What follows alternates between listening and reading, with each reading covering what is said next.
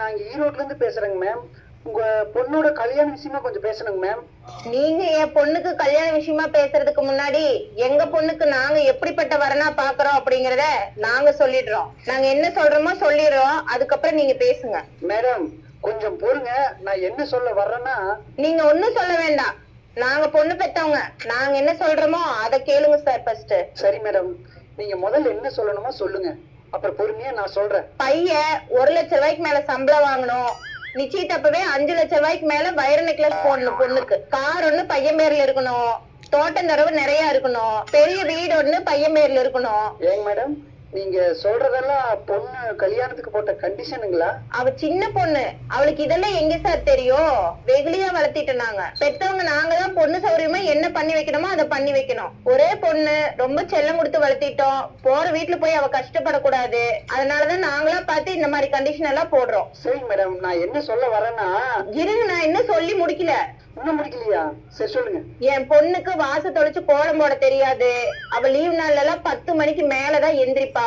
சமையல் எல்லாம் பண்ண தெரியாது. அவளுக்கு சேரி கட்ட தெரியாது. எங்க போனாலும் சுடிதார் டாப் தான் போட்டு போவா, எந்த கண்டிஷனும் போடக்கூடாது. சரிங்க மேடம், இப்ப நான் என்ன சொல்ல வரேன்னா. இத பாருங்க, என் பொண்ணு ரொம்ப சுயமரியாதைக்காரி, யாரு கல்லையும் போய் விழுந்துட்டெல்லாம் இருக்க மாட்டா. இதுக்கெல்லாம் ஓகேனா என் பொண்ணு கல்யாண விஷயமா என் வீட்டுக்காரரை உங்ககிட்ட பேச சொல்றேன். என்ன மேடம், நீங்க பேசினதே தலை சுத்துது, இனி வீட்டுக்காரர்கிட்ட வேற பேசணுமா? அப்புறம் எதுக்கு என் பொண்ணு கல்யாண விஷயமா பேசணும்னு சொன்னீங்க? என்ன எங்க மேம் பேச விட்டீங்க? நான் ஈரோடு போலீஸ் ஸ்டேஷன்ல இருந்து இன்ஸ்பெக்டர் பேசுறேன். போலீஸ் ஸ்டேஷன்ல இருந்தா எனக்கு எதுக்கு சார் கூப்பிட்டீங்க?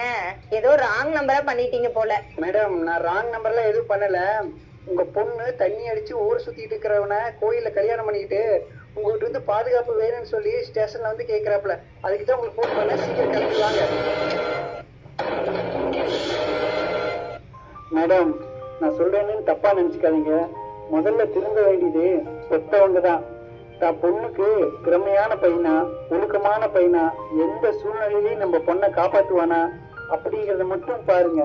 வசதி வாய்ப்பு, சொத்து, இதுகளை பார்த்து பார்த்து பார்த்து பார்த்து உங்களோட பொண்ணு வாழ்க்கைய நீங்களே கெடுக்காதீங்க.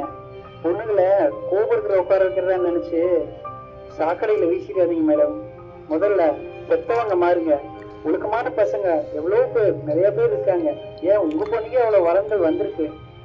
ஆனா உங்களை மாதிரி பெற்றவங்க தான் சொத்துக்கு ஆசைப்பட்டு பிள்ளைய வசதியா கொடுக்கணும்னு சொல்லி நல்ல வரங்களை எல்லாம் விட்டுட்டு குப்பமேட்டில் ஊண்டி பொண்ணுங்களை தள்ளுறீங்க. இனிமேலாவது திருந்துங்க madam. Hello, like subscribe and comment. Push channel தயவு செஞ்சு லைக் பண்ணி சப்ஸ்கிரைப் பண்ணி காமெண்ட் பண்ணுங்க ப்ளீஸ்.